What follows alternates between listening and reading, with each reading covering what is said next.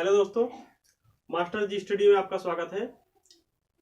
तो जैसा कि आप लोग पिछले वीडियो में ईरानी आक्रमण पढ़ चुके हैं, आज पढ़ेंगे यूनानी आक्रमण।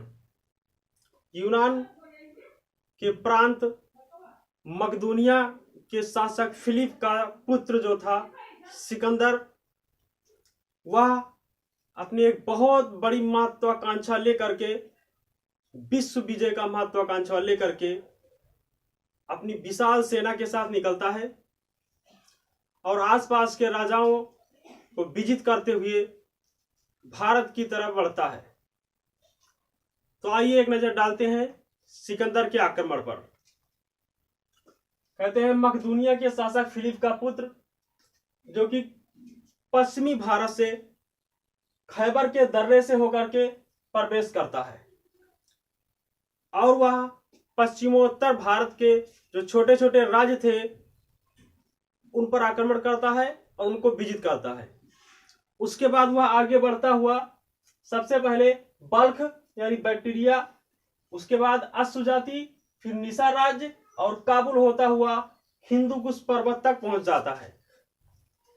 उसके बाद जब वह हिंदुकुश पर्वत को विजित करता है तो जो तक्षशिला का राजा होता है आम्बिक ने सिकंदर की विशाल सेना को देख करके आत्मसमर्पण कर दिया और भारत में उसके विजय अभियान में सहयोग देने का भी वचन किया।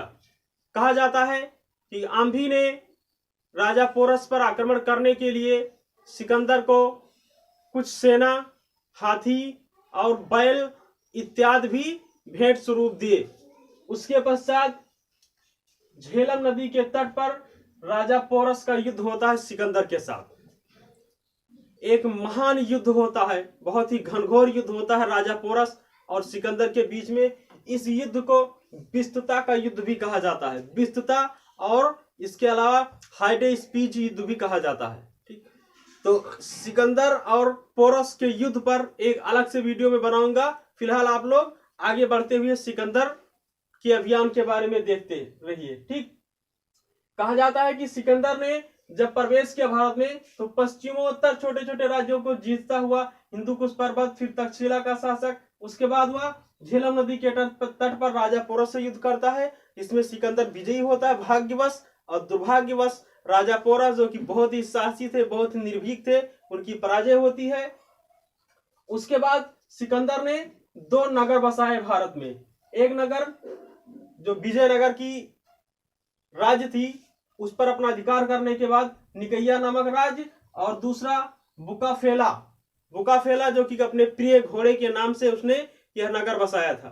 ठीक, कहा जाता है कि अब वह आ जाता है ब्यास नदी के तट पर। ब्यास नदी जो कि मगध की सीमा थी, भारत का सबसे शक्तिशाली राज्य उस समय मगध ही था, और जब मगध की सीमा ब्यास नदी के तट पर उसकी सेना पहुंचती है तो बहुत ही थक चुकी होती है और मगध की सेनाओं का शौर्य, शक्ति और वीर गाथा के बारे में सुन करके सिकंदर की सेना आगे बढ़ने से इनकार कर देती है। सिकंदर की सेना को यह आभास हो जाता है कि अगर हम आगे बढ़ेंगे तो जीवित नहीं बच पाएंगे। यही कारण होता है, हालांकि इसमें कुछ भ्रम भी पैदा किया जाता है सिकंदर की सेनाओं में। भारत के कुछ लोग थे, इन लोगों ने सिकंदर की सेना को डराया, मगध के शक्तिशाली सेना के बारे में बढ़ा चढ़ा करके बताया। यही कारण था कि सिकंदर की सेना ने ब्यास नदी के तट से आगे बढ़ने से इनकार कर दिया।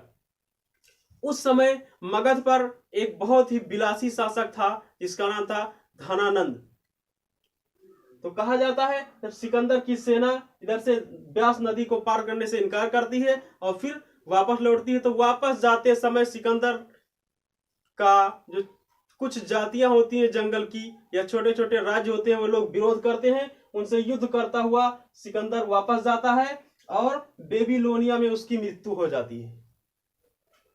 ठीक, तो सिकंदर भारत में 19 महीनों तक था।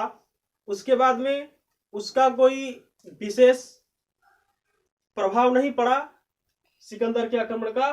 लेकिन आइए देखते हैं इसका प्रभाव क्या पड़ा, सिकंदर के आक्रमण का भारत पर क्या प्रभाव पड़ता है, इसको देखते हैं।